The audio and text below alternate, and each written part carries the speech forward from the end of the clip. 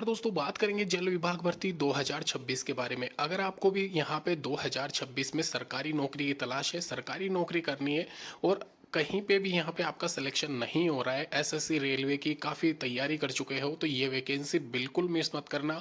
बहुत कम कंपटीशन जाता है, 2 से 3 लाख के करीब एप्लीकेशन फॉर्म आए थे। अगर मैं बात करूँ रिसेंट ईयर प्रीवियस ईयर की, अगर वहाँ पे वैकेंसीज की बात की जाए तो 6200 के करीब थी। इस बार यहाँ पे 9400 के करीब वापस से निकाल दी गई है।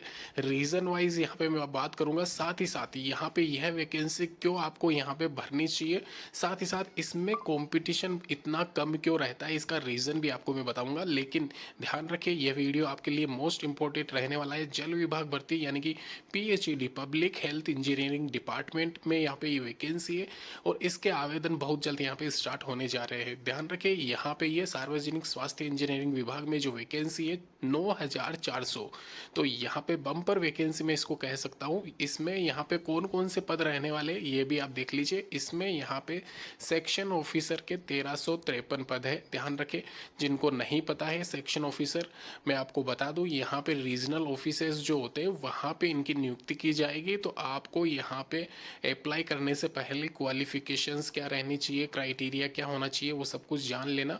इसके अलावा एक से ज़्यादा, एक से अधिक वैकेंसी के लिए भी आप प्रेफरेंस डाल सकते हो। मीटर रीडिंग का आपको सबको पता होगा, जो घर के बाहर जल के कनेक्शंस आपके होते हैं तो वहाँ पे जो मीटर लगा हुआ होता है उसको रीडिंग करके बिल जनरेट करके आपके हाथों में देने का कार्य होता है। पहले टेंडर बेस्ड रहता था, अभी फिलहाल ये वैकेंसी यहाँ पे गवर्नमेंट के अधीन आ चुकी है। इसके अलावा क्लर्क वाली वैकेंसी है, 3400 के करीब पद है। टोटल मिला के मैं ये कह रहा हूँ 9000 के आसपास ये जो पद है, इसके लिए आप जरूर आवेदन करें।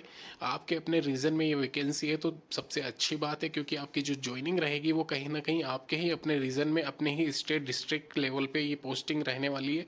तो यहाँ पे सरकारी नौकरी अगर आप करना चाहते हो 2026 में तो इस वैकेंसी को अप्लाई कर देना। यहाँ पे ये वैकेंसीज 2 साल के बाद में परमानेंट हो जाएगी। फिलहाल के लिए कॉन्ट्रैक्ट बेसिस रहने वाली है, ये पहले क्लियर कर दूँ।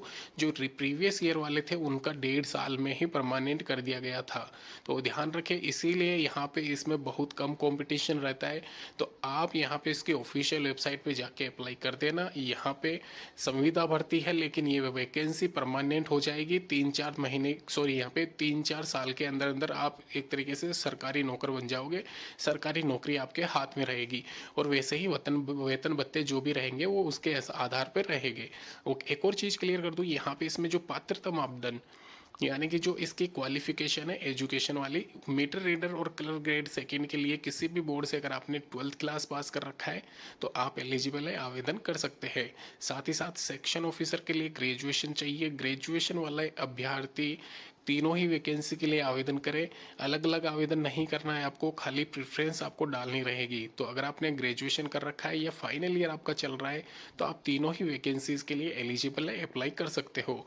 एक और चीज़ क्लियर कर दूँ, यहाँ पे इसमें जो मिनिमम और मैक्सिमम एज क्राइटेरिया है वो 1/1/2026 के आधार से काउंट होगा।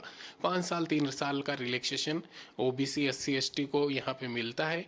साथ ही साथ यहाँ पे मिनिमम 18 से लेके मैक्सिमम 40 साल के बीच में आपकी आयु सीमा रहनी चाहिए। 17/6 से इसके जो एप्लीकेशन फॉर्म है वो इसके ऑफिशियल वेबसाइट पे स्टार्ट होने जा रहे हैं। तो ध्यान रखें, इस वैकेंसी को जरूर आवेदन करें। इसके रिगार्डिंग जो भी न्यूज़ आती है सबसे पहले इस चैनल के माध्यम से आपको दे दिया जाएगा। सिंगल पेपर कंडक्ट किया जाएगा। कहीं ना कहीं 50-60% के आसपास इसमें मार्क्स आप अगर ले आते हो तो सिलेक्शन आपका श्योर मान के चलना। धन्यवाद।